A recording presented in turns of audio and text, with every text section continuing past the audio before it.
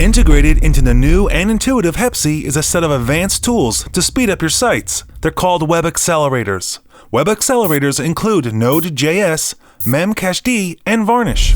They can be easily accessed from an advanced tools section of the Hepsia control panel.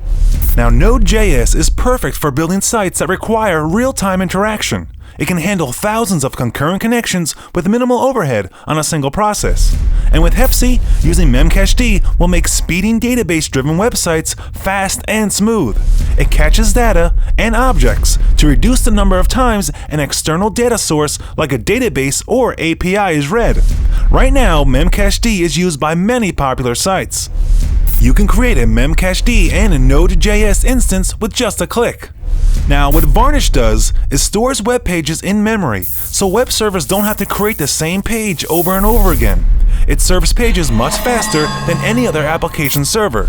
And with Hepsia, you can create a Varnish instance with just a click. Hepsia's web accelerators give your websites a significant speed up without you having to leave your control panel. So manage and improve your sites from one place. And that's with the Hepsia control panel, the control panel that does it all.